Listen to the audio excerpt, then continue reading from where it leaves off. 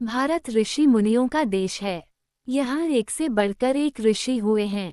इन्हीं में से एक थे महर्षि वेदव्यास, अत्यंत विद्वान, ओजस्वी तथा तपस्वी। एक बार महर्षि व्यास अपने शिष्यों के साथ तीर्थ यात्रा पर निकले। बद्रीनाथ, केदारनाथ आदि अनेक तीर्थ स्थलों के दर्शन किए। फिर चलते चलते वाराणसी जा पहुँचे। वाराणसी का सुंदर और सौम्य वातावरण व्यास जी को भा गया। उन्होंने मन ही मन एक निश्चय किया। अपने शिष्यों से कहा, मैं कुछ दिन यहीं रहना चाहता हूँ। आप लोग चाहें तो अपने अपने घर लौट जाएं। किंतु गुरुदेव, हम तीर्थ यात्रा पर निकले हैं, क्या यहाँ ठहरना उचित होगा? एक शिष्य ने पूछा। यह महादेव का धाम है, यहाँ रुकने में कोई हानि नहीं है, महर्षि व्यास ने समझाया। सारे शिष्य मान गए। कुछ महर्षि से आज्ञा लेकर अपने अपने घर चले गए। कई शिष्य यात्रा के लिए आगे बढ़ चले, परंतु उनके 3 शिष्य कहीं नहीं गए, महर्षि के साथ रहे। व्यास जी ने इसका कारण पूछा। उन्होंने उत्तर दिया, दुख हो या सुख हो गुरुवर, हम आपको छोड़कर कहीं नहीं जा सकते। आप जहाँ रहेंगे, हम आपकी सेवा के लिए उपस्थित रहेंगे। अपने शिष्यों के विचार सुनकर महर्षि बहुत प्रसन्न हुए। देखते देखते निर्जन वन के समीप शिष्यों ने एक छोटी सी कुटिया बना ली। महर्षि अपने शिष्यों के साथ वहां रहने लगे। महर्षि प्रतिदिन खान ध्यान, पूजा अर्चना करके भिक्षा के लिए निकल जाते। चारों 4 दिशाओं में जाते, शाम को वापस आते, फिर मिलजुल कर भोजन करते। इसी प्रकार दिन बीतने लगे। सब ठीक ठाक चल रहा था, परंतु एक दिन अनहोनी हो गई।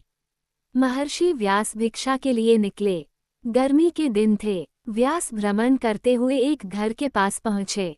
भिक्षा के लिए आवाज लगाई, परंतु कोई बाहर नहीं आया। महर्षि आगे बढ़ गए, वहां भी भिक्षा नहीं मिली। महर्षि व्यास चुपचाप चल पड़े। लगता था आज कोई उनकी सहन शक्ति की परीक्षा ले रहा था। जेठ की तपती दोपहर, भूख और थकान से महर्षि बेहाल हो गए। किसी तरह एक घर का द्वार खटखटाया। कौन है? अंदर से किसी ने पूछा। साधु हूँ, भिक्षा चाहिए, महर्षि ने उत्तर दिया। दरवाजा खुला, एक व्यक्ति बाहर आया, बोला, और समय न मिला आने के लिए, इस समय कोई भिक्षा मांगता है?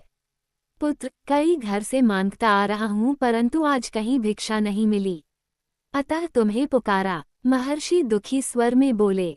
चलो चलो, आगे जाओ, कोई भिक्षा नहीं मिलेगी। वो व्यक्ति चिल्लाया, यह क्या पुत्र, साधु का अनादर ठीक नहीं। व्यास जी ने उसे समझाया, जो करना है कर लो, मैं भिक्षा नहीं दूंगा, कहता हुआ वह व्यक्ति घर के अंदर चला गया। महर्षि लौट पड़े। भूख और थकान से चला भी नहीं जा रहा था, ऊपर से भिक्षा भी नहीं मिली थी। महर्षि को क्रोध आ गया। सोचा, वाराणसी के लोग लालची और घमंडी हो गए हैं, इन्हें ऋषि मुनियों के आदर सम्मान का भी ध्यान नहीं, मैं इन्हें शाप देकर नष्ट कर दूंगा। क्रोध विवेक पर हावी हो गया। महर्षि कुपित होकर शाप देने ही वाले थे कि अचानक आवाज आए, ठहरिए महाराज, रुक जाइए। महर्षि व्यास ठिठक गए। पलट कर देखा, सामने एक सुंदर स्त्री खड़ी थी। वह हंसते हुए आए, बोली, महाराज, आप तो ज्ञानी हैं, क्रोध में शाप न दीजिए, मैं आय को भिक्षा देती हूँ, ये लीजिए। महर्षि चकित रह गए, ये ही मेरे मन के भावों को कैसे जान गई।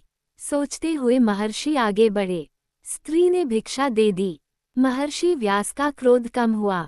उन्होंने पूछा, आप कौन है? देवी। ऋषिवर, आप जैसे ज्ञानी को क्रोध करना शोभा नहीं देता। महर्षि होकर भी आपने जरा सी बात पर अपना संयम खो दिया, अतः आपके लिए अब वाराणसी में रहना ठीक नहीं। आप फिर से तीर्थ यात्रा पर निकल जाइए। वह स्त्री गंभीर स्वर में बोली। महर्षि व्यास ठगे से खड़े रह गए। उन्हें अपने व्यवहार पर पछतावा होने लगा। उन्होंने स्त्री की ओर ध्यान से देखा। अचानक महर्षि जड़ हो गए। उन्होंने आंखें बंद कर लीं। लगा सामने साक्षात देवी पार्वती खड़ी हों। उन्होंने आंखें खोलीं, पार्वती के चरणों में गिर गए। बोले, माता, मुझ अज्ञानी को क्षमा करें, मैं अपराधी हूँ। क्रोध में बहकर मैं सब कुछ भूल गया, मेरी सारी साधना और तपस्या विफल हो गई। माता पार्वती ने महर्षि व्यास को उठाया। बोली, पुत्र, मैं तुम्हारी भावना और प्रेम से प्रसन्न हूँ। यहाँ रहने के अतिरिक्त जो वर चाहो मांग लो। ये सुनकर व्यास जी बोले, माँ, आपकी आज्ञा सिर आँखों पर। बस इतनी आज्ञा दे कि हर अष्टमी तथा चतुर्दशी को मैं यहाँ प्रवेश कर सकूं। तथास्तु कहकर पार्वती अंतर्धान हो गई। महर्षि व्यास भी तीर्थयात्रा पर आगे चले गए। तब से वाराणसी के बाहरी क्षेत्र का बड़ा महत्व माना जाता है। यहीं व्यास जी रहा करते थे।